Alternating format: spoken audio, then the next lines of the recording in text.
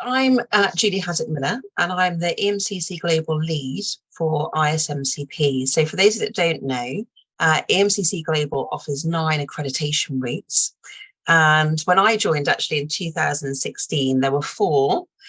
We've done some huge development work in the last few years. There were 4 routes, and the International Standards in Mentoring Coaching Programs actually became the 5th accreditation route. Since then, some of you may know, we've introduced accreditation for program management. So that's both individual and training provider accreditation. And we've also introduced team coaching accreditation.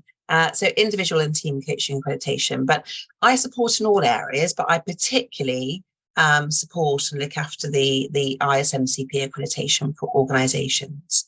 So in this session, this discussion session, it's really an opportunity for our panel, and we're so fortunate to be joined by 4 panel members this evening, which is really fantastic, to discuss their programme and highlight some of the key challenges that they might have experienced in the design, development and evaluation of their mentoring and coaching programmes, but also particularly and in recent years, how they're responding to the changing environment and the changing context.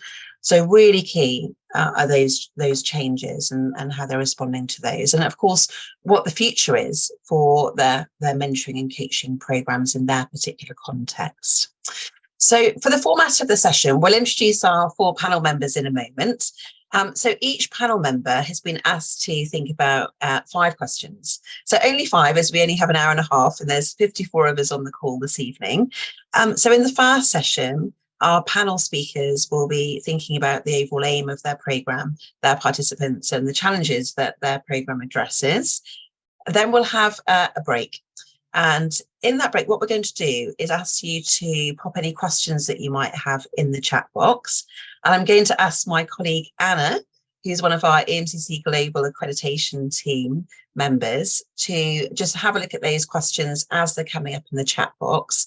And we can have a break to respond to any of those questions for individual panel members about the nature of their mentoring coaching programme, and perhaps any questions about the challenges. Then we'll go into the second part, and we'll think about perhaps the new challenges that they've experienced over the last 2 to 3 years, and then how they might have adapted their programme in light of the changing context and responding to those challenges. And again, we'll pause at that point. We'll take any questions that you might have. And again, I'll ask Anna just to review those and check those as they're coming in. We'll answer some questions, and then we'll come to the final part, which is, and possibly the most important actually, might be what you're most interested in, is what key lessons can our panel members share with yourselves if you're thinking about embarking on designing a new programme or accrediting an existing programme. Our panel members are at different stages of their programmes and different stages of maturity. So they'll be able to share perhaps some early lessons learned, perhaps some lessons, perhaps longer term. So as I say, that's part 3, and then we'll close with any further questions that you might have. So that's how the hour and a half looks. So quite a busy hour and a half in some regards, and bearing in mind we've now got 60 of you on the call. We're going to try and take as many questions as possible as we transition through the session.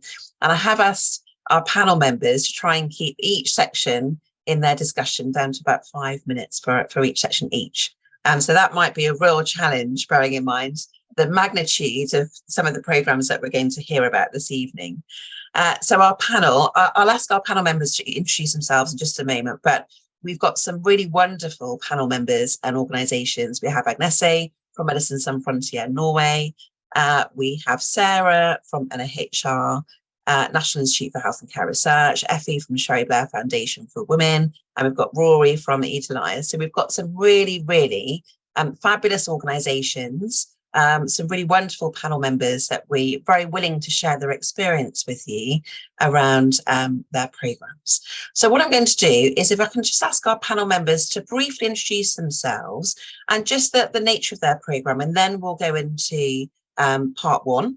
And I'll move around the panel and then we'll take any questions. But anything that crops up along the way, please do pop your questions into the chat box. And as I say, Anna, and I can see we've got Florentina here as well, which is wonderful. I'll perhaps ask Anna and Florentina to both monitor the questions as they're coming in, if I may, and try and group them into themes. So wonderful. Okay, so shall we start with Agnese, just a brief introduction to yourself and, of course, MSF. Yes, hello everyone. So my name is Agnese. I am part of what we call the Mentoring and Coaching Hub, which is a hub that offers mentoring and coaching to the staff of MSF, the global workforce. And so I work for MSF, which is Doctors Without Borders. We do provide medical care and humanitarian support across the globe. We're, I guess, currently present in 70 countries, and we have a global workforce of around 63,000 people. So then we're going to hear more about us. Yes, we are. We'll hear more about the programme in a moment. Right. Yeah. Wonderful. Thanks, Agnese. And then we'll come to Sarah.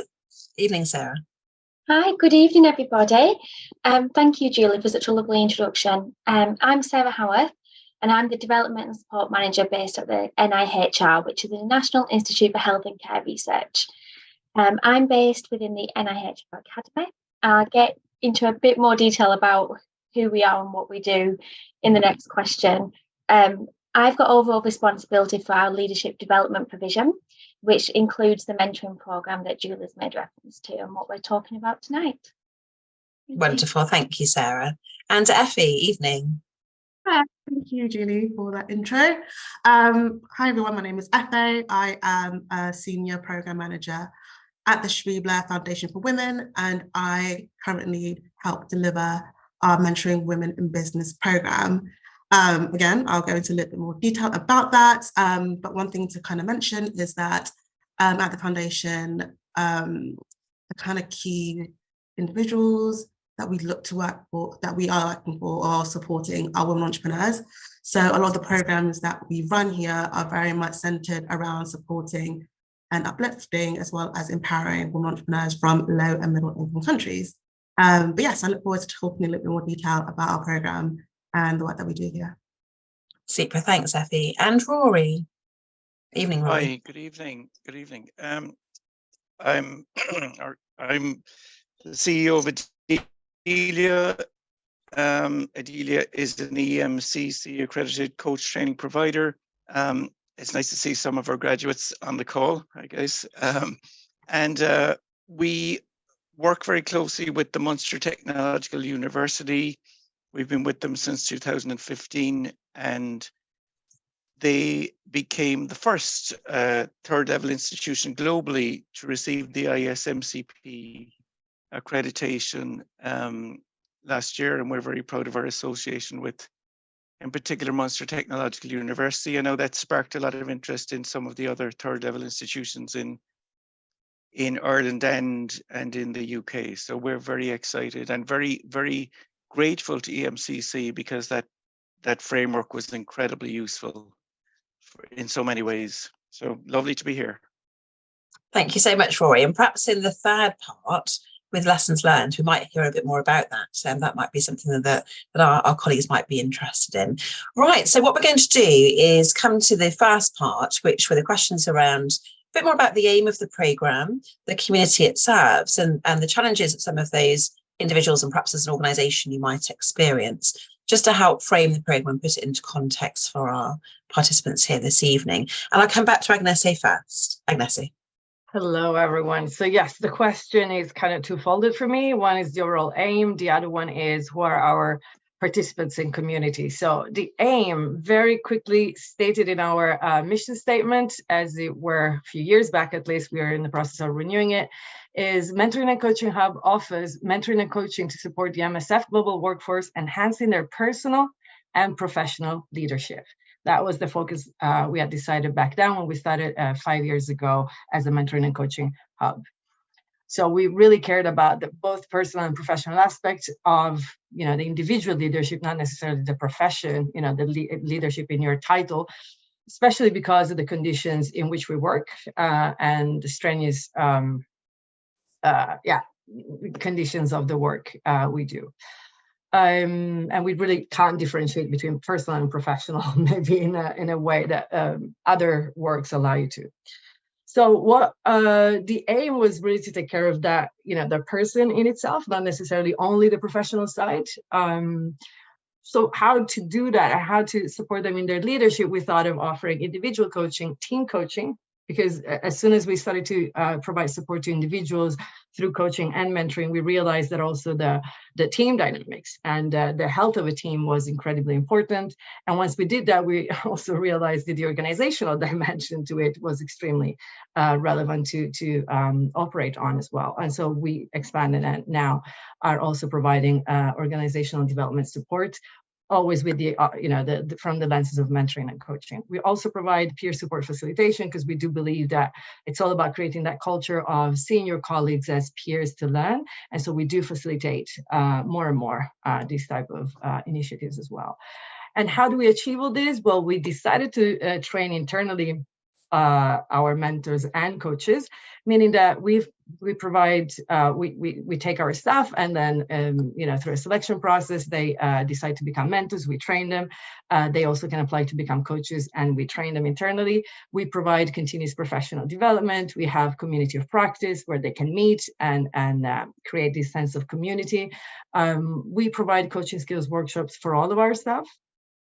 And we've been, from the beginning, evaluating each and every of these activities, not just as in monitoring, but also with 3 major evaluation of impact studies, of which, Julie, you've been part of some of those, really looking at the impact also 6 months after the first intake to see what is the impact of individual coaching, team coaching, and mentoring. These are the 3 things that we have evaluated. We've also decided from the beginning to go for accreditation because we felt we didn't have the know-how within the organization. And so we really were thirsty and hungry for feedback from people that were masters in this discipline, that knew what quality was. This is, at the end of the day, an acknowledgement of the quality, of the standards of quality of said offer. So we went for individual accreditation, for the training accreditation, so EIA and EQA. We went for the program accreditation, which is the ISMCP for some of our programs, and for the PQMA, which is the accreditation for the managers running said programs. Now, I'll try to be very brief when it comes to the community. Who is it that we serve? Well, as the community, we look at the global workforce, right? So the 63,000 people that come from over 160 countries, 50,000 of whom are hired locally. We have projects in more than 70 countries where we provide medical assistance. And so these in itself maybe can give a perspective of how, for example, interculturalism and cultural awareness and certain dynamics are important in the work we do.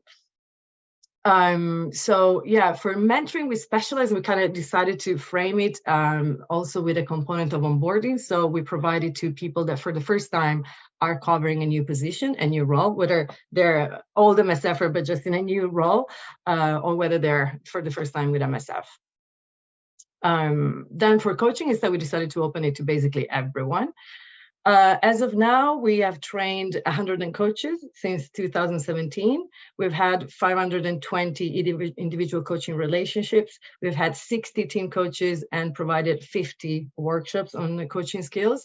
We've had 3 cohorts to train said coaches. When it comes to mentoring, we've had 1,700 trained mentors since 2012. We've had 1,413 relationships and delivered 50 mentoring workshops. Wow, that's amazing, Agnese. Thank you so much for sharing. And just to, hopefully you've all had the 2012, that the MSF program is 10 years old. So that helps really put it into context in terms of the numbers that Agnese is referring to there. You know, we're talking hundreds, actually thousands at this stage. But what an absolutely tremendous program. What's quite unique, I think, about MSF is they really have invested in all of the different accreditation routes. So Agnese mentioned the individual accreditation, coaches and mentors, the training, the program, but also program management, the program managers that are running the program to train them and accredit them, which has been a significant investment. So thank you so much for sharing, Agnese. And I haven't mentioned the challenges, and should I do it now very quickly? So then when it comes to the challenges that our programs seek address. I guess what we've seen at the beginning especially was that staff could never feel prepared when leaving for an assignment or when taking on such a challenging work. And so the unpredictability in itself, the nature of our work, made it so that we saw it was way more convenient to have someone, as you went through the first experience, to rely on in a safe space, in a safe environment, that could kind of turn any day challenge into a potential for learning. So this was from the individual dimension. From the organizational dimension, the need was to see how to stop the turnover. So we kept losing the know-how. So people, would come in, learn the ropes of the job, and then leave because of burnout, because of poor management, and and sometimes for resistance to growth, to take on more responsibility, or the opposite, being exposed to too much responsibility too quickly and not seeing then a way forward. So but honestly, the moment we started the program, and this is something I really wanted to challenge in the question itself that looks at challenges, we right away saw a lot of opportunities. This was way bigger than we had ever envisioned. So we started to see how we could be together in solidarity. All our mentors and coaches do this absolutely voluntarily. How we could create more humane relationships, how we could learn instead of burnout in challenges, how we could invest in human capital in a way that was new to the organization, how could we invest in the well-being and the mental health of people, and how we could increase the cohesion within the organization and the motivation of its staff. And I think, you mentioned about impact evaluation studies. So the impact evaluation studies show that actually the programme is having a positive impact in all of those areas that you've mentioned: retention, well-being, psychosocial. So absolutely. But we'll come back to these themes in the second part. And already I think what I might do with part 2 and 3 is combine them together. So I might ask our panel members to talk through part 2 and 3. So that we'll see how we get on with Q&A in time. Right, so let's come to Sarah next. So Sarah, welcome. Thank you, Julie. I'm not sure how to follow Agnes really, because that's quite an accomplishment. We're a very young programme in comparison. We're not quite 2 years old yet. But I'm going to start by talking a little bit about the NIHR and the history of how we've got to where we are today, because we're a bit unusual. So the NIHR, National Institute for Health and Care Research, we fund, enable and deliver world-leading health and social care research that improves people's health and well-being and promotes economic growth. Now, the NIHR is split, and I'm actually based in one part of NIHR called the NIHR Academy. Now, the purpose of the NIHR Academy is to develop a highly skilled academic research workforce that's capable of advancing the best research, which improves health and benefits the society. Now, the NIHR Academy was established in October 2018, and this was following a strategic review of training across the NIHR. There is a wide range of training and career development support through our NIHR Academy Awards, and these are available at different levels and accessible by all different professional backgrounds. Now, the awards comprise of both personal awards that can be applied for individually and institutional awards that should be applied for through a host institution, for example, the University of Manchester. Now, the NIHR Academy comprises of members and associate members. Our members include those that are on an NIHR academic path, and also those who play a recognised NIHR role supporting academic career development. Our associate members are a little bit different. Those are people who are part of the NIHR research training ecosystem. They're either on a research career trajectory or play an NIHR role in one of the supporting research training. Now, onto our actual programme. So our mentoring programme provides postdoctoral academy members with career development support. Historically, the NIHR Academy has always had a mentoring programme. However, until early 2020, it was delivered by a third-party organisation, and it was only available to our academy members from a medical professional background. Now, this actually excluded a really large proportion of our academy members. So because of this, we did a review and a decision was made to bring the programme in-house to support postdoctoral academy members from our entire range of professional and disciplinary contexts, to both mentor others and to find a mentor. Now, the programme was shaped and supported by a steering group, whose membership is representative of our Academy members and chaired by one of our Academy's Associate Deans.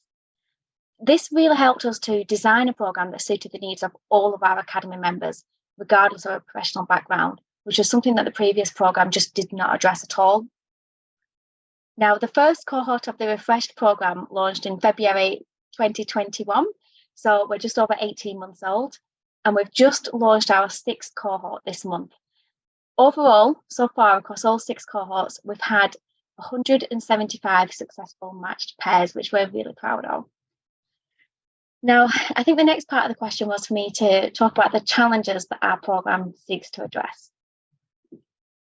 So with this programme, what we really wanted to do was address the challenges that the previous programme didn't. As I've mentioned previously, the old mentoring programme was managed by an external agency. It had a much smaller reach and it excluded so many of our Academy members. So our refreshed mentoring programme has 4 key aims that aim to solve those challenges. The first is to extend the NIHR Academy mentoring offer to postdoctoral researchers from disciplines and professional backgrounds which may not have had a strong mentoring tradition or may not have had access to programmes such as this in the past. This was the primary challenge from the old programme and the main reason we redesigned the programme. What we're seeing now is that we don't just have mentees and mentors that are medically qualified. We've got them from right across all of our professional disciplines. We've got from public care, social care, allied health professionals, nurses, midwives. We're seeing such a broad range of applicants, and that really was our primary aim that we really are hitting. That's what we're seeing in all of our evaluation points. The next aim was to promote interdisciplinarity. So to give mentees the opportunity to be matched with a mentor from a cognate or complementary discipline or professional background where this is appropriate.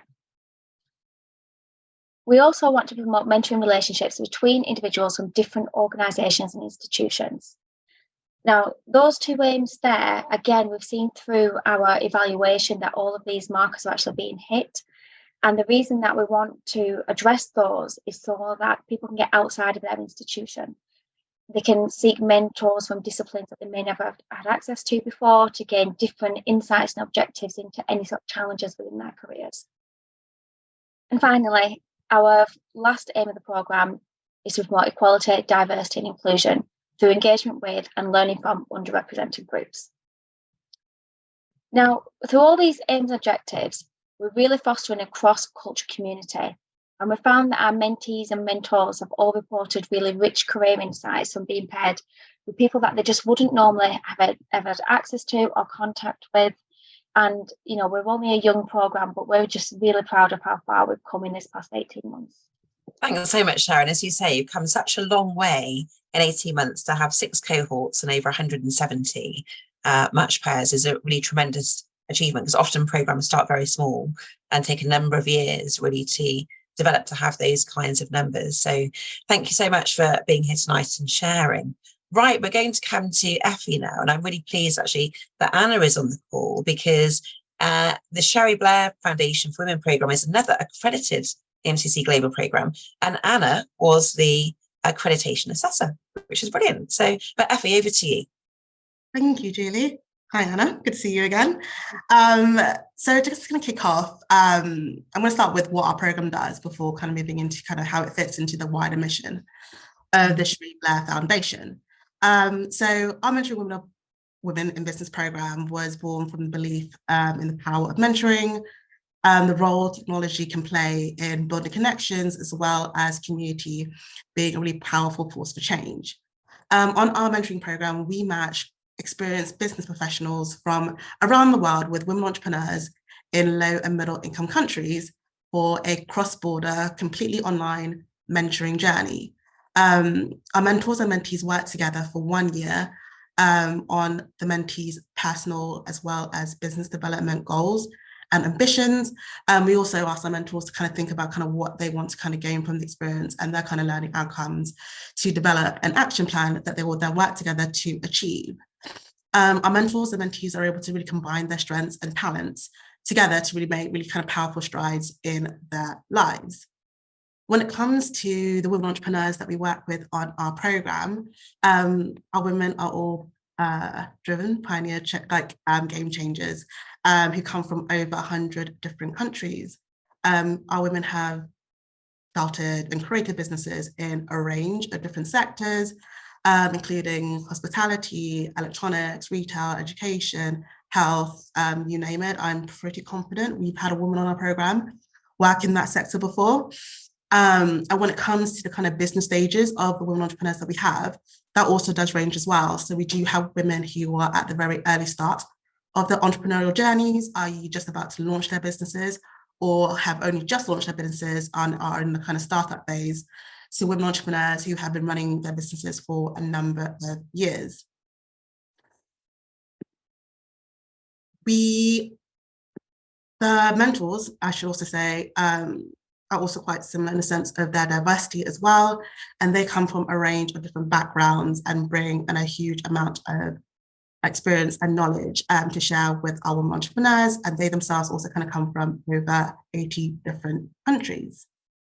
So kind of looking at how our program kind of fits into the wider mission.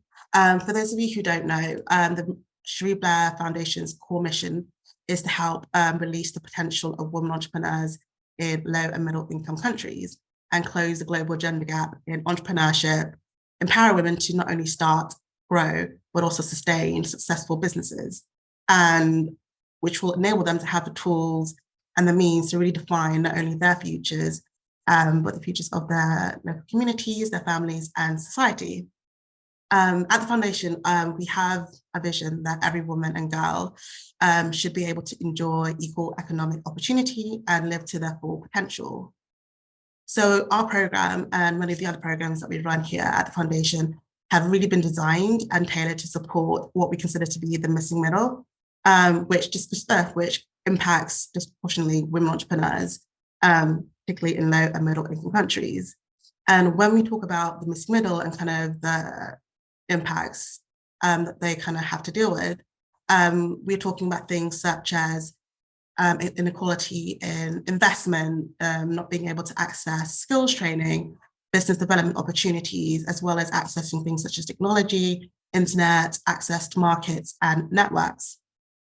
And we've seen this really reflected in the women entrepreneurs that we've had on our program who've shared from that in their experiences. There is really a small, tiny proportion of investment that really does flow back into women-owned enterprises. In 2021, the foundation did some research on gender stereotypes and how that affects women entrepreneurs. And from our research, we found that 61% said that gender stereotypes negatively impacts the kind of potential business growth that they have, as well as the profitability of their businesses. But from that data, we have seen that mentoring can really play a massive role in supporting women to overcome some of these barriers. So when it comes to kind of the impacts, we've seen that women entrepreneurs who come through our program have not only increased their knowledge and skill when it comes to business, they've been able to increase their confidence, as well as building and fostering a stronger network. Just a quick few stats here from looking at the women who graduated from our program in 2021.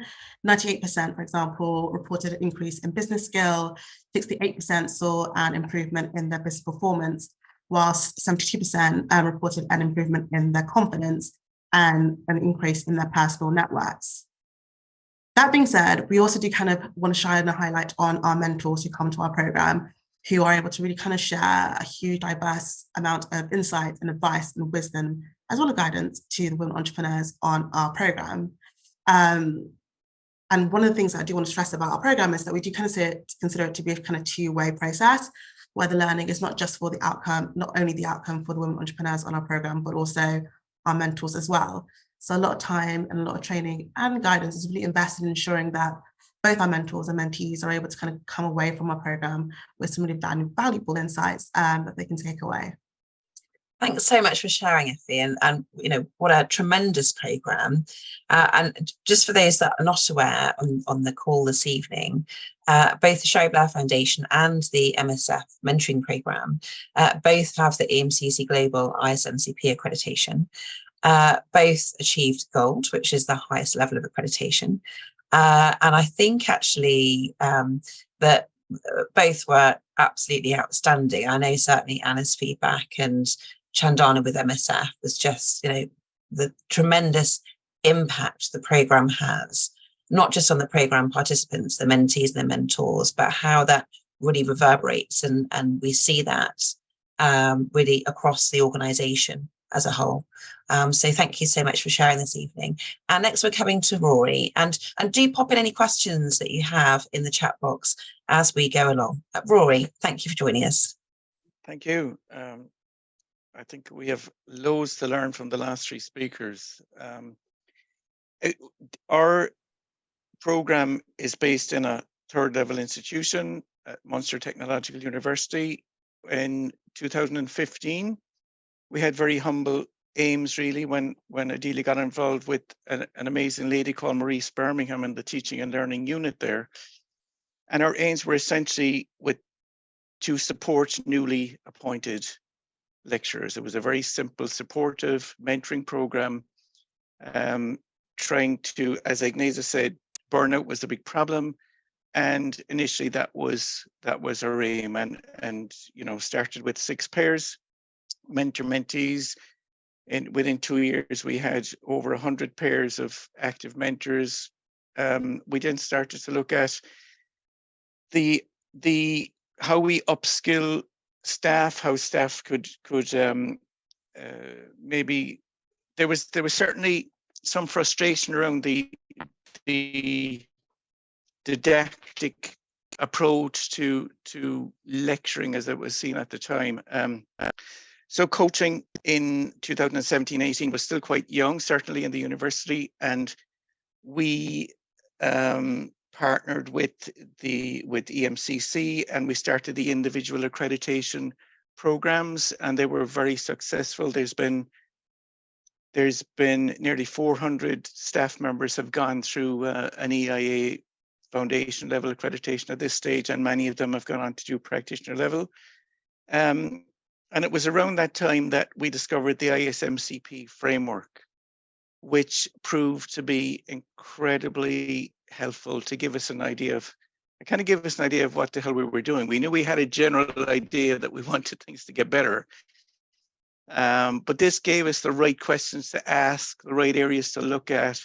And again, with the support of mainly the teaching and learning unit in the college, and with the support of one of the EMCC's master coaches, a lady called Shelley Crawford, who's now embedded in MTU, thankfully for Adelia. We began to work our way through the ISMCP, the 6 kind of pillars of it, and eventually we're able to make an application at bronze level, and we were very proud to achieve the bronze level. We got some great help from EMCC, in particular Wendy Strom there was super. So it began, I suppose, as just trying to stop new lecturers from drowning in the first couple of weeks, and it has evolved into a program where really we are trying to relieve people of the burden of always having to have the right answer. We have had tremendous, as has the world, with COVID and world events. People have been under tremendous pressure, and the coaching approach allows people to rid themselves of that burden, and we're finding that incredibly useful. And it's also challenges for anybody trying to promote a coaching and mentoring program. I mean, one of the big challenges is you're relying on volunteerism. You're scrapping around for funding. You're and when your volunteers benefit more than the people that they're volunteering to help, that is the fuel of the program. That's for us, that's what's been the fuel of the program. That people are coming to us not in the sense of, oh, I'm giving up my time, but they're getting so much out of volunteering. We're able to give them skill sets that allow them to be more effective at work and in their private life. So there's been two main ideas that we found very useful. And you know, as a response to the difficult, I'm sure we'll talk about that in a minute, and the problems that we've had. You know, there's now a life coaching program in the college. All the students get access to life coaching, which is a, you know, it's been a tremendous plus for the college. But many of our lecturers and many of our students have this, you know, there's this burden nowadays of, oh, I've got to be certain. We're in a VUCA world and people are searching for certainty. And replacing that quest with a search for clarity has been very useful. And coaching can allow you to do that. It can help people to create clarity. The second thing is there is a notion that consensus is possible, even desirable. And of course, because nobody looks at anything the same way, it's just not possible. What is possible is commitment. And again, a coaching approach allows us to advocate and inquire, to come to a wisdom together that we could not have come to alone. And that allows us to commit to something, as opposed to trying to get consensus where we are, you know, we're all mildly unhappy with the whole thing. So I think those principles have informed how we've evolved. We have a long way to go. But we also found the research of Christian van Nieuwenburg, who's now up in the College of Surgeons in Dublin, and a lady called Helen Gormley. They did a kind of a meta study of all the research that was there in how to embed a coaching culture. We found that really useful. So we're evolving. We're chasing goals like the other lads, but yeah, long way to go. Thank you, Rory. Thank you so much for sharing, and so many messages there. And just to pick up on perhaps one or two, you know, you mentioned about of course, the givers of mentoring, the mentors, and how much they benefit. And you know, we've seen that in the NIHR evaluation, we've seen that in the Sherry Blair evaluation, and with MSF, just how much mentors benefit, that reciprocal learning. Absolutely. So thank you. And also, of course, using the framework to develop the programme, to enhance and improve the programme. And I can see that, Lynn, you raised a question about that, and Wendy's actually popped the link to the ISMCP framework in the chat box for Lynn and others that are interested in that. So, right, well, thank you. So I think we're going to take a pause and see if there are any questions that any of you may have. I can see there's a couple in the chat box already. So I think we've addressed, Lynn, your question. Sarah, so Sarah's question, the study that you mentioned, Rory, what is the study, the meta study? A lady called Helen Gormley. It was conducted in 2018. I should have the figures now, but they, like, hundreds and hundreds of different studies. They compiled the findings from it. But Christian van Nieuwenburg, he killed me for mispronouncing his name.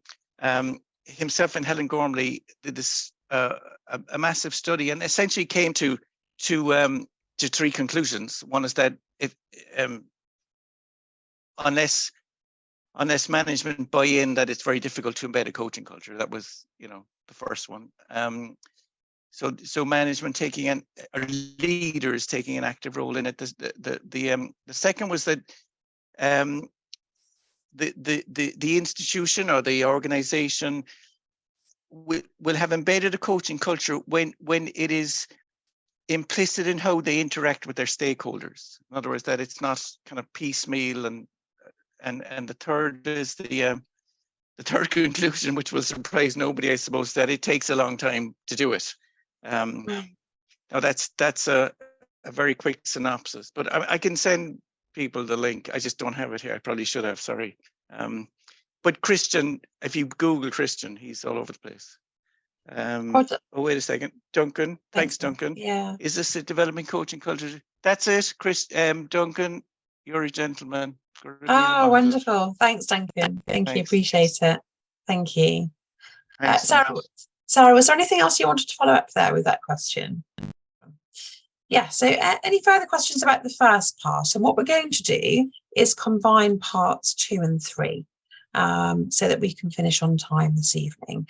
I know that each of our guests on the panel could probably take the entire hour and a half themselves for each of their programs because there's so much to share. But we unfortunately we wanted to for you to hear and experience, very, very different programs actually in terms of context and perhaps how they're led and managed. So yes, yeah. I'll just give it another moment, see if there's any questions that come up before we start the second part. So Sarah, interested in how quickly, wondered if you have a comment on why you think this has worked.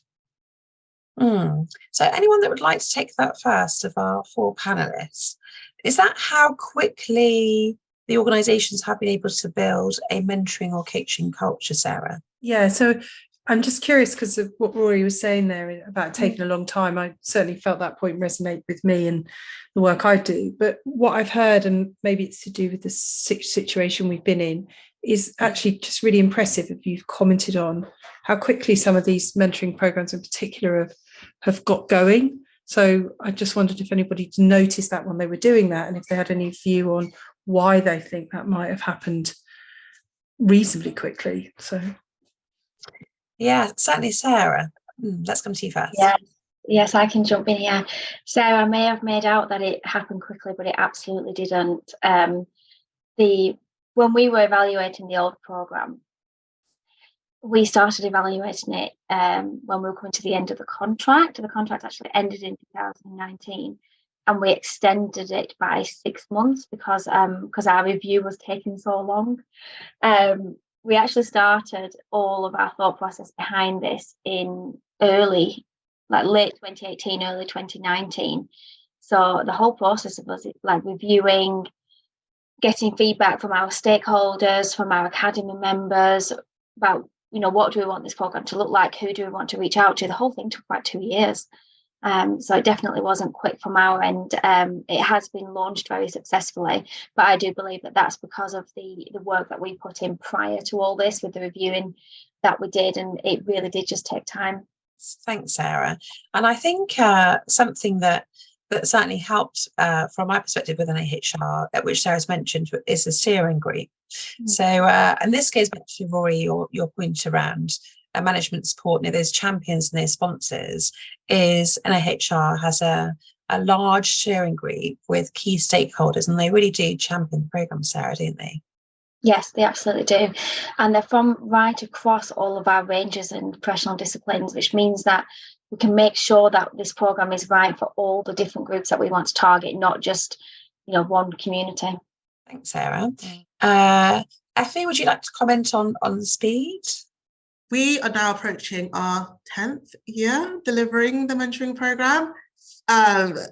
So our first pilot was in 2010, and we officially kind of kicked off the delivery of the programme in 2011. So I wouldn't say it's been a quick process. I think definitely over the years, we have definitely strengthened how we deliver our programme because we've developed a better understanding of the needs of our women entrepreneurs, the understanding and the needs of the mentors who come onto our programme, and just kind of how we structure our programme. I think that's definitely something that has come through over the years. Is definitely the way we structure and deliver our programme has been something that has been strengthened over time.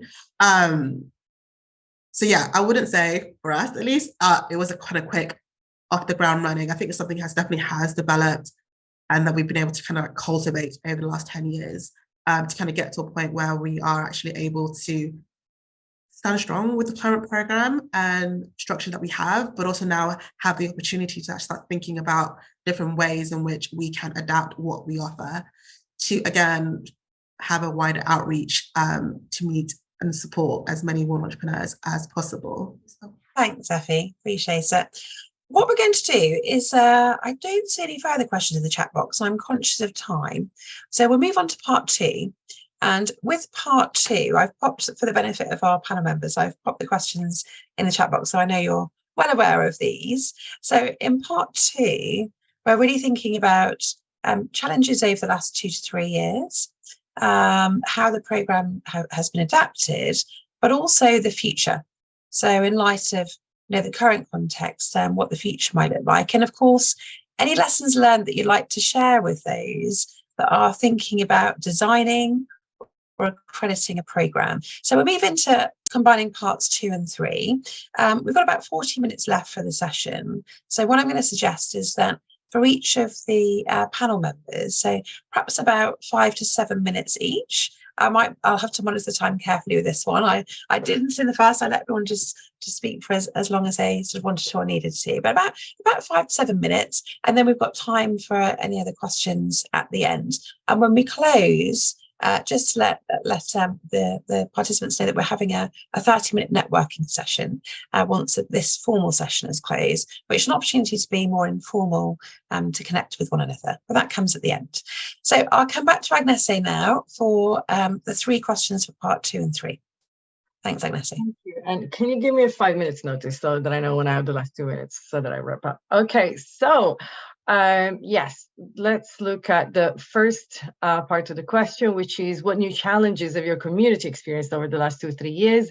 Of course, and when we talk about community, I'm including the whole of Doctors Without Borders and including all the mentors and coaches and mentees and coachees, like everyone, right?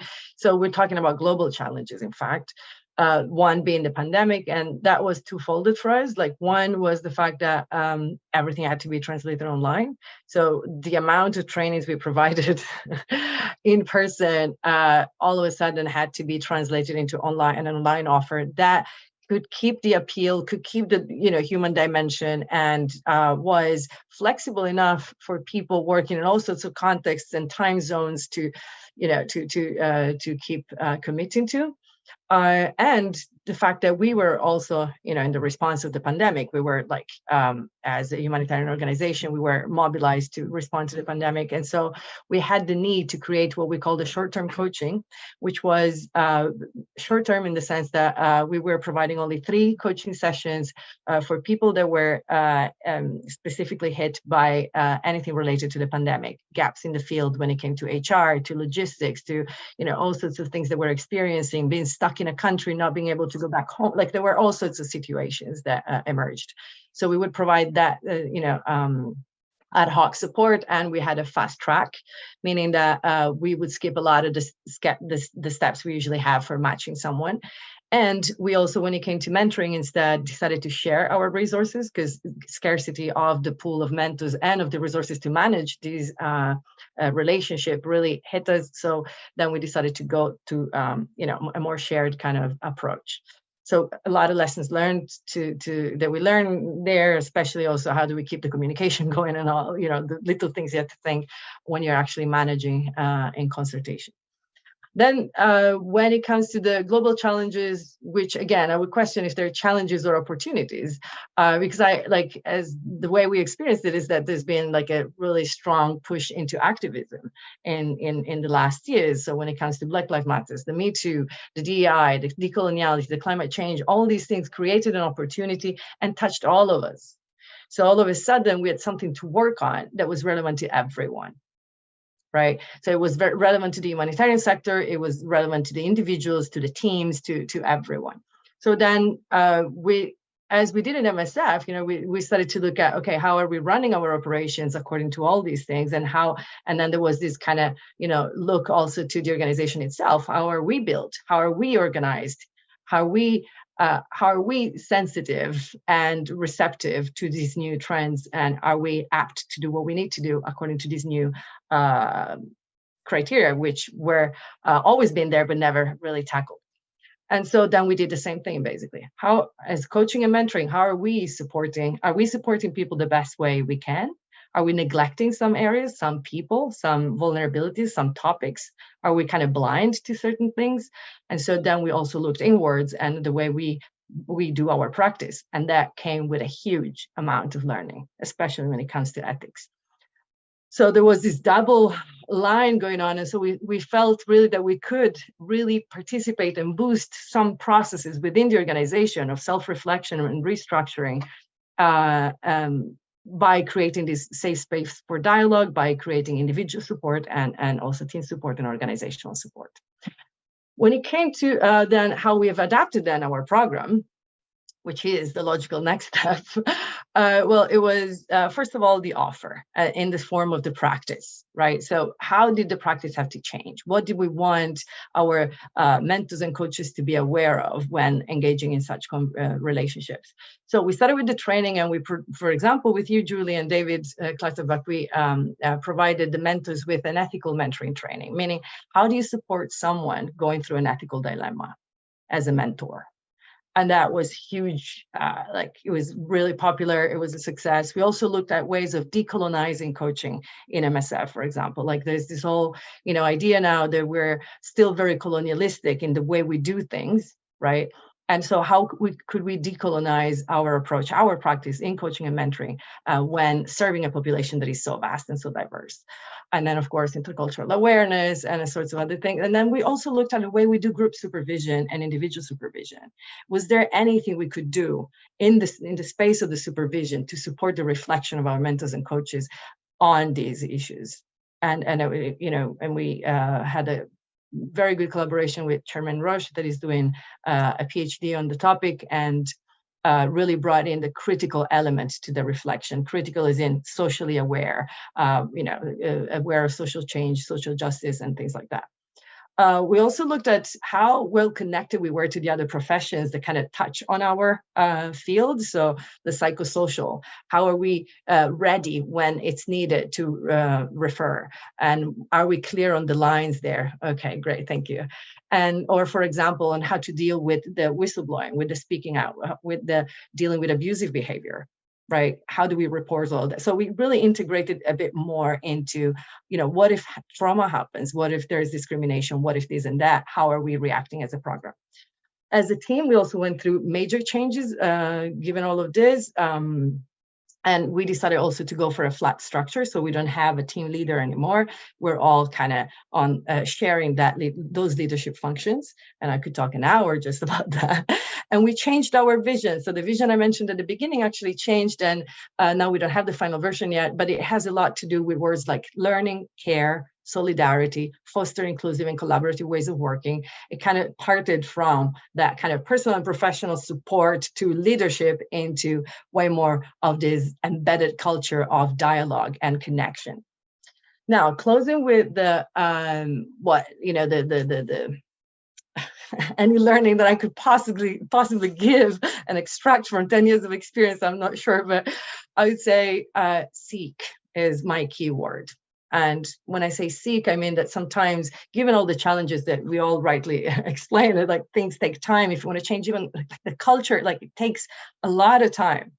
So I would say it's easy sometimes to fall into a sort of passive posture or a victim posture and go like, they didn't get me. It's not that difficult to actually understand what it is that I'm talking about. It's like just solidarity between colleagues, but how come this is not picking up? Right? And what are the resistances in a given system? And so I would say just constantly seek engagement of the people you work with continuous professional development, with creating opportunities for a community, for listening to the feedback of the people you serve and manage. Seek relationships like we did with Julie and David and the whole of the EMCC. Seek that kind of critical friend that can shed light on your blind spots that you don't see from being an internal program.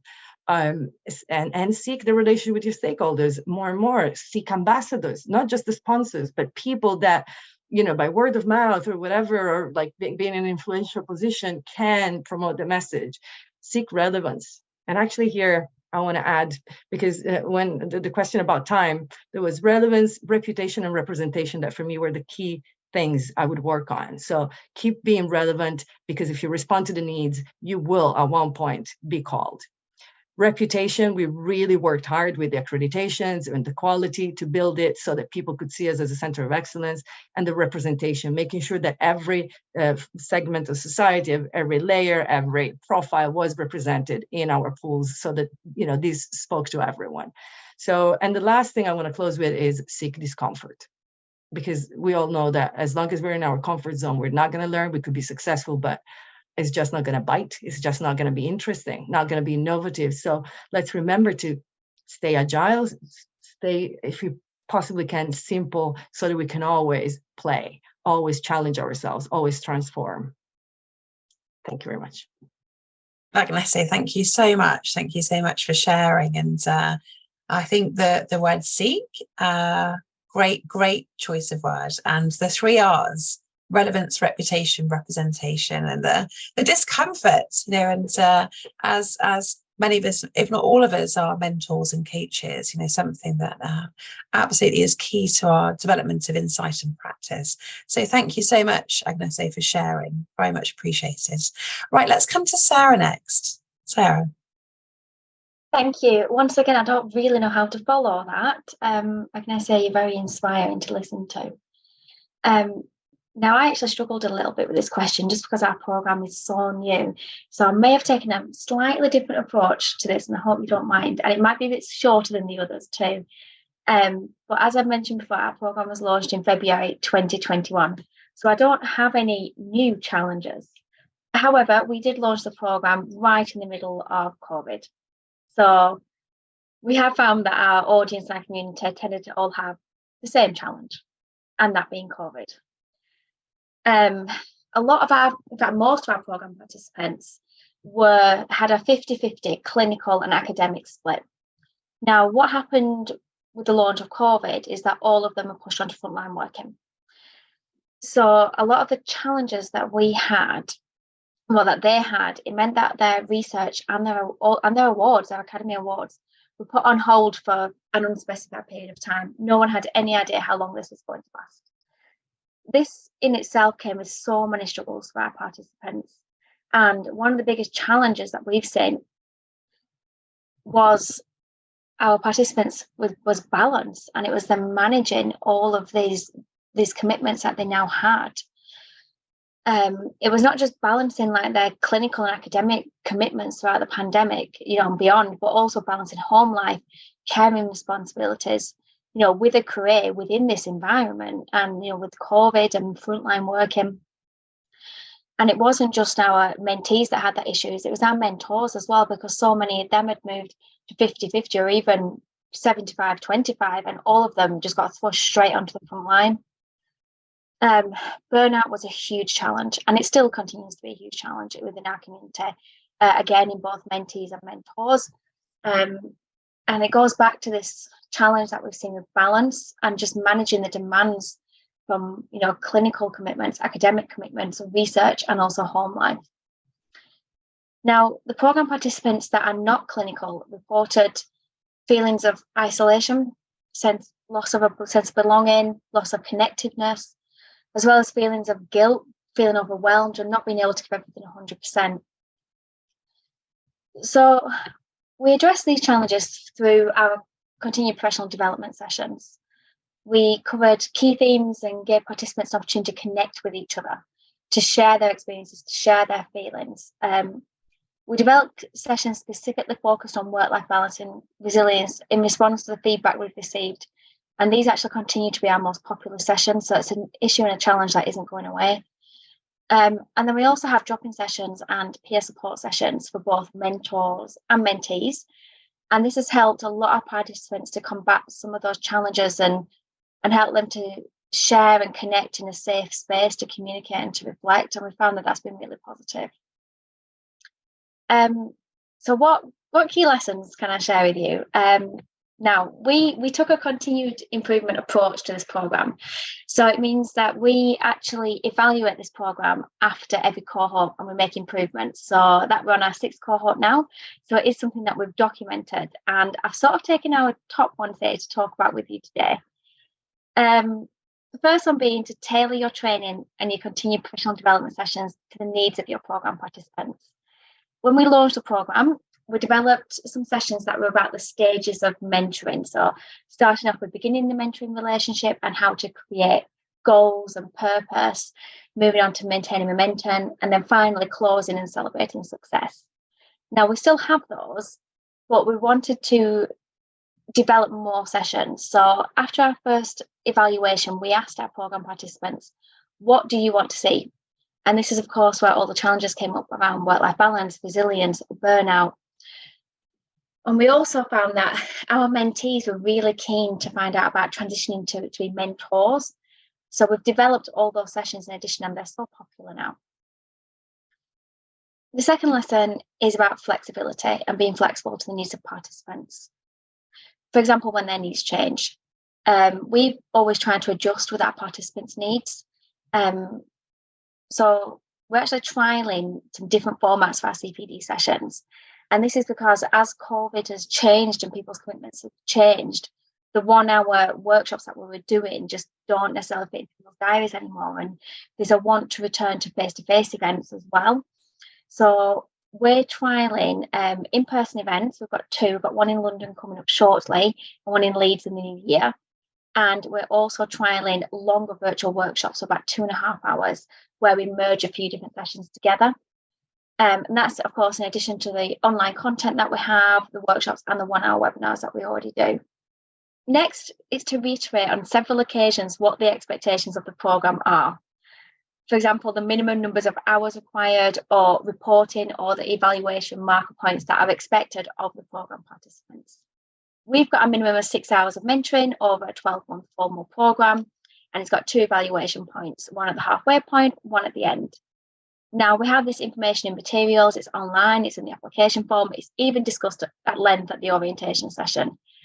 However, people still don't know. So it's to reiterate that fact on as many occasions as possible to ensure the programme is starting on the right footing. I've already said about our continuous evaluation approach. I would highly recommend that for any programme because it's really helped us, and we document it as well and include it in our reporting every year. Some of the other changes that we've made have included changes to the application form, including adding in matching criteria points, giving examples of what good looks like for an application, and really just to help and get as much information as possible out to people. And finally, I would say to pilot everything. We implemented the use of a platform. We gathered user feedback from a small subset. However, we didn't trial it with one individual cohort, and it was terribly received.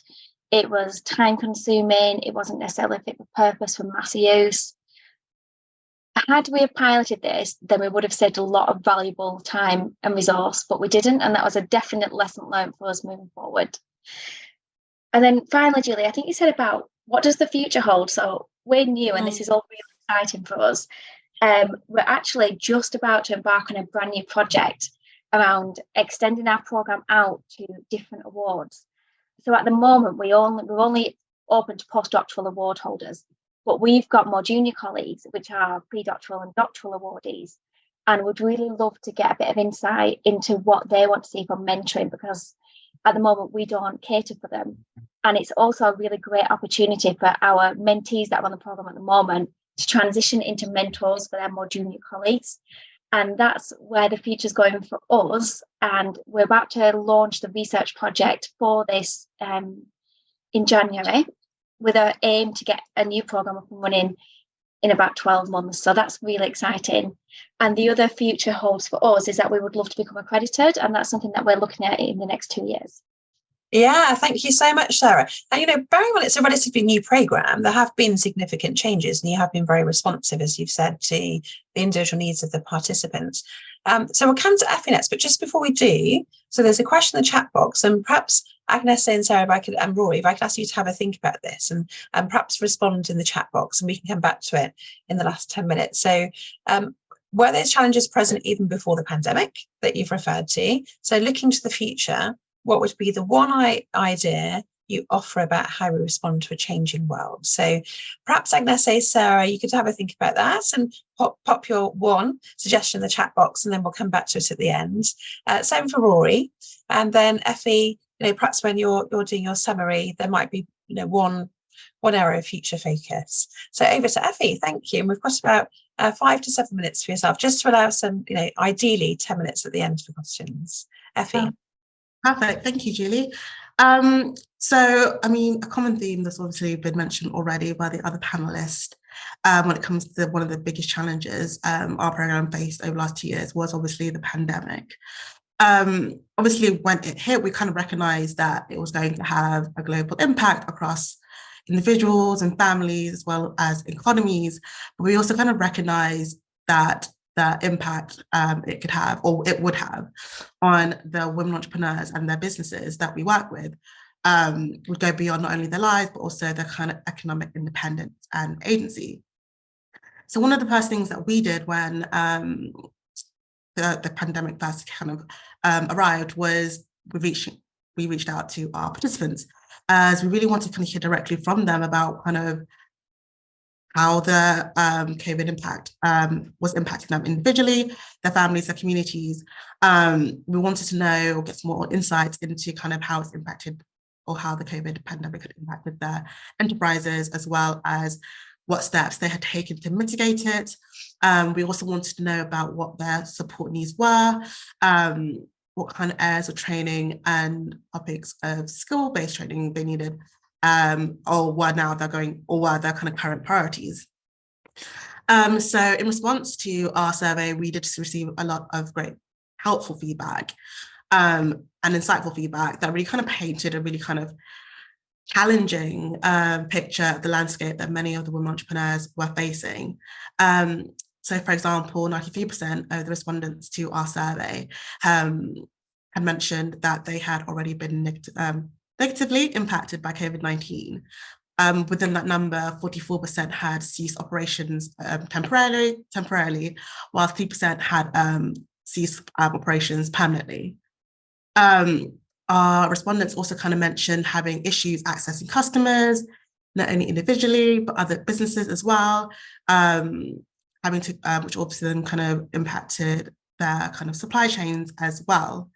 When it came to kind of what kind of support they were looking for, 76% of the respondents kind of shared that they were really keen to kind of gain some additional training and support from the foundation on areas such as advice as well as networks. So how do we adapt our program? So as I kind of mentioned, our program is already, or was already, running online. So that huge benefit was that when the pandemic hit, it didn't really impact or delay our delivery of our program, as it was already online, which was a huge benefit, as it allowed us to kind of continue delivering our program. One of the things that the kind of survey and the feedback we were getting from the women entrepreneurs, and how that kind of spurred us to kind of think of ways in which we could adapt our program, was thinking about the additional kind of content and resources that we could share with the women entrepreneurs to kind of supplement the one-to-one training that they were getting from their mentor. So one of the things that we ended up developing was a series of webinars that kind of focus on specific areas and subjects that were really vital to the women entrepreneurs to kind of help them kind of combat the effects of the situation of the pandemic. So for example, we had a session on online branding and making use of social media. So obviously, because of the lockdown, majority or many businesses, or many of the women's businesses, were having to kind of rethink how they can still operate from an online perspective. And so a lot of the feedback that we got was, can we get some training on how we can kind of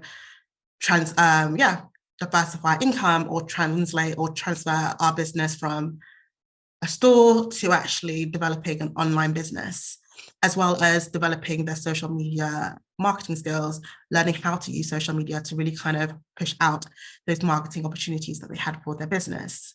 Another key area that we touched on in one of the webinars was kind of managing and maintaining business operations in a challenging context. And all of these were really popular with the women entrepreneurs, and we were able to actually roll them out quite quickly, again, to really kind of meet that agency that we saw with the women entrepreneurs on our program. In addition to the webinars, we also worked to develop a course on business resilience for the women entrepreneurs. Mentors also able to also engage in that as well, which again is another opportunity for us to really help supplement the one-to-one support that they were getting, and again providing kind of additional training to enhance their learning and provide them with the real kind of practical tools that they can take forward into their businesses. In addition to that, another key thing that we ended up strengthening due to the pandemic was our network. Since 2010, we've had over 10,000 participants come through our program. And one of the things that we're really keen on developing and ensuring is that our women, and as well as our mentors, have peer support and have opportunities in a place for them to kind of connect with other women entrepreneurs within their networks or other people within their sectors. So during that period of time, we did set up a kind of LinkedIn group where we invited all our women entrepreneurs as well as mentors to kind of come together. And it's a great place for them to not only share their own challenges, get support from their peers, but it's also a really great opportunity for us to continue sharing really helpful resources and materials with our women entrepreneurs outside of the program, especially for the alumni who graduate from our program. So kind of thinking about lessons learned for our program and kind of ways in which we continue to adapt. I think definitely kind of going through the accreditation process last year was a really huge learning opportunity for us. As I mentioned, obviously we've been running our program for 10 years. And so approaching the accreditation, we were feeling quite confident about kind of what we offered. But I think particularly about that experience was the opportunity to actually kind of do a really deep dive into all aspects of our program. And it was really helpful actually getting that outside perspective on, I guess when you're in it, you're like, everything looks great, everything's perfect. Obviously, we're aware that things need to be improved. But there's something so like incredibly beneficial of having someone outside looking in and kind of asking more kind of like probing and challenging questions to kind of get us to kind of rethink the way that we approach certain aspects of our program.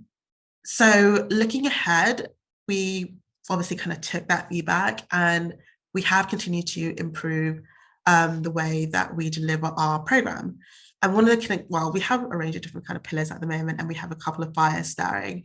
But one of the key things I definitely would love to stress is monitoring, evaluation, and learning. We are forever constantly gathering feedback, analysing the data of our program from feedback from our mentors, our participants, our mentors, our mentees, as well as our partners, to understand kind of what are their needs, to kind of ensure that we're continuing to adapt and change the way we deliver certain aspects of our program to ensure we continue to meet the needs of our mentees and our mentors, as well as our partners. Kind of looking ahead to kind of where we see ourselves in the future, we recognise that one of the limitations that we have on our program is that it is delivered in English. And yes, we work with over 100 in 100 different countries, but we do recognise that English, whilst also global, can be a limited language in certain countries. So one of the things that we are discussing and looking at the foundation and for this program is introducing a second language. We're also looking at potentially regional mentoring. So we obviously understand and we definitely consider one of the USPs of our program, the kind of global nature of our program, where we're able to kind of match women entrepreneurs from those low-income countries with mentors from around the world. And ideally, those mentors aren't based in the same region or countries. But one of the things that we do recognize is that particularly when looking at a second language and culture, that there is a huge benefit and real value of kind of peer mentoring or mentoring where both mentor and mentee are in the same country. So one of the things that we are looking at or kind of exploring at the moment is potentially kind of what regional mentoring could look like for our program, as well as thinking about a second language. Again, one of the key things that we look to do based on the kind of monitoring and evaluation that we have on our program is continuing to enhance the content. So we do kind of consider the one-to-one mentoring to be what we consider the heart of our program. We do understand and see that there is additional value added to the program when mentors and mentees are able to have access to a range of different resources to kind of help supplement the one-to-one mentoring. So kind of using the evaluation and learning, we continue to look at ways in which we can enhance the content that we share with our mentors and mentees. And that could be in the shape of webinars that we host monthly, which is based on topics that we hear directly from our mentors and mentees. We're always looking at ways in which we can also share additional resources. Again, the mentors who come to our program do come with a vast amount of knowledge and expertise, but again, not everyone has knowledge on everything. So being able to kind of create a bank, which our mentors are able to kind of use, as well as our mentees, to kind of gather information, is something that we're looking to kind of enhance and grow. Thank you again so much, Effie, for that summary. As I say, I know that each one of you could have the whole session on each one of those questions, actually, because there's just so much to share. It's absolutely fantastic. And thank you for that. Now we're going to come to Rory. I wonder, Rory, if you're able to summarise your programme with those last 3 questions in 5 minutes, if I may, so that we can have a little bit of time for any further questions at the end. And do pop your reflections and thoughts, everybody, in the chat box. Any questions at all, and we can always respond to them in the network session if need be. Rory, thank you so much. Great. I'll try and do it in 2 minutes. How about that? Right. So yeah, COVID, big challenge, and as Agnesa said, big opportunity as well. The focus shifted really from supporting the staff, even though that was always there, to supporting the students directly, because student retention became an issue. So there were 2 main initiatives: the REACH initiative, which saw each staff member, each volunteer staff member, mentor 50 students. And we provided one-on-one life coaching. We made it available to all students. Adelia provided 40 graduates from our coaching program, and that the feedback was that really kept, in particular, foreign students or overseas students in college through COVID, because it was a really difficult time. So that was the main change and challenge, and that's how we adapted. As regards lessons learned, yeah, it takes time. Trust yourself and trust the coach, because coaching wins out in the end. So stick with it, trust yourself. You're kind of, when you start a program like this, in some ways you're a bit of like a subversive organization until people start to get the idea that, oh yeah, this really works. So stick with it. I can't fail because I won't quit. That's really important to have that mentality. And the other thing is lean on the EMCC. You know, there's so much support there with the ISMCP program. Use it. It's really important. Looking forward, we're going to go for gold for sure. And looking forward, the universities, and that's where we do most of our work, set up a centers of learning where people came to exchange ideas and learn from each other. In many universities, we've gone away from that. But the kind of problems we're facing at the moment in the world, these global problems, require a different way for us to interact. Is that 2 minutes? Will that do? Rory, that was perfect. Perfect. Thank you so much. So much. Thank you. And really pleased to hear that you're going for gold. So, and absolutely, you should. Well, thank you so much to all of our panel members, and what fantastic discussion between the 4 of you, and insight into your programs, not just the past, but also the present and looking forward as well. Can I ask participants if there are any questions at all? We've got 52 of us here together in the room, and welcome to pop them in the chat box. And perhaps if not, it may be that you just take a moment to reflect on what you've heard, and perhaps just capture that, what's struck you about the discussion from Agnesa, from Sarah, from Ephraim, Rory, about their organisations, their programmes, about anything that they've shared. So perhaps you might just want to jot down in the chat box just a reflection from the session this evening. But I'll wait for a moment to see if any questions do crop up. I think actually the Florentina. Oh, thanks, Anna. Yeah, so Florentina, your question.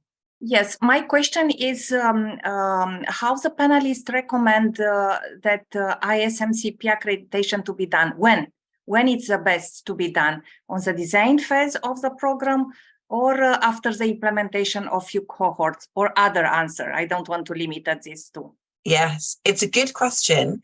And I'm going to come to, I can answer that, but I won't answer it first. I'm going to come to Agnese first. The reason why is that MSF was our first accredited organisation with ISMCP. So I'm going to ask Agnese's view, when is the best time for an organisation to accredit, if there ever is a best time? It's a tough question because what I would want to say is that the framework would be nice to have from the beginning, but the evaluation that, like the accreditation comes with an in-depth evaluation of how you're meeting these criteria, and that part should come after. So if that would be possible, I would say engage as soon as you can, and if you get the guidelines out from the EMCC before and that there can be some time in between, I think that would be ideal, because then you get the framework you want to work towards, and then you get the accreditation once you have enough material to see how you're performing against those signposts of quality, right? And I think, Agnese, that's the ideal scenario. We'd recommend, if you are creating a mentoring program, you are thinking about accrediting, is design it with the framework in mind, use the framework, because obviously when you do accredit at a later date, you've already aligned it, everything is there, hopefully, for accreditation. And we would then suggest you at least need to work through and evaluate at least one cohort, because one of the 6 core standards is the ongoing evaluation of the program. So obviously you need to be able to demonstrate that A, you've evaluated, and B, you've taken on board the learning from the evaluation, and C, you've adapted the program as a consequence of the evaluation. So that suggests then it's at least 1 cohort, possibly 2, so that you can demonstrate perhaps that you've made some changes in response to that evaluation data. Does that help, Florentina? Yes, thank you very much. Thank you. Great. And I would just also add not to underestimate the power of the recommendations. So it's something you don't get anywhere else. Like, okay, I'm here. Okay, this is now my assessment of where I am. But like, even if you're gold, what is next for me? Where can I go? And I think that for me was absolutely invaluable. Yeah, and that's a great point, because whilst MSF and actually the Sherry Blair Foundation were both gold, to the highest standards of gold, there were still many recommendations of potential developments of the programme, despite being to the highest gold standard. So there are always opportunities to develop and enhance the programme. Always. So yes, thanks for those comments, Agnese. So Lynn, does anyone have a group mentoring programme? I've heard tonight with the presentations individual mentoring programmes. Are there any group programmes? The REACH program was a group mentoring program. It was a kind of an emergency response to COVID, but we had staff members had quite a large group of they had up to 50 students, and they were contactable. They would meet the group on a regular basis virtually, and then would be available for individual kind of consultations. But it is that was the closest thing we came to a group mentoring situation. 50 people? Yeah, 50 people. Wow, that's huge. Yeah, it was a needs must situation, though, that numbers of students versus numbers of staff. It was the best we could do. Well, the reason I asked was that I started a group mentoring program in the US federal government, and it won a group mentoring award. And I was just going to offer, if anybody wanted to start a group mentoring program, I'd be happy to help. I'm not an EMCC member. I'm a board certified coach, but I'm happy to help anybody with mentoring programs. Oh, thank you so much, Lynn, for that offer. That's very much appreciated. Thank you. Now, I'm conscious we've come to the end of the session with just a minute to go. So I'd like to use that minute to thank our panelists for the time that they've taken to prepare for this evening, and such rich, valuable insights that hopefully will be of benefit to some, if not all of you. And I know we'll continue to do great work with each of the organisations that we've featured this evening, and the generosity of time as well. You know, Agnese, Sarah, Effie and Rory are hugely generous with their time for EMCC. So I really would like to thank you enormously for coming along this evening. We are moving into a network session, and that's going to be a 30-minute session where you're welcome to stay on, and that will be more informal. It gives you the chance to meet with colleagues, those that you haven't met before, and go into breakout sessions and have a drink and to connect with one another. So we're going to move into that into just a moment. And for our panelists, there's no obligation to stay for our panelists. I'm conscious for many of you, if not all of you, it's late in the evening now. So do feel free to leave. But, you know, thanks once again. And I can see that some of you are sharing your thanks and comments in the chat box. Keep those coming. That would be absolutely fantastic. Now, Denise, anything else from yourself as we're about to close? Just special thanks to everyone. Fantastic panelists, really good to hear your stories. And of course, we're very familiar already, but just to hear those little snapshots and golden nuggets of advice and experience was wonderful. So thank you so much.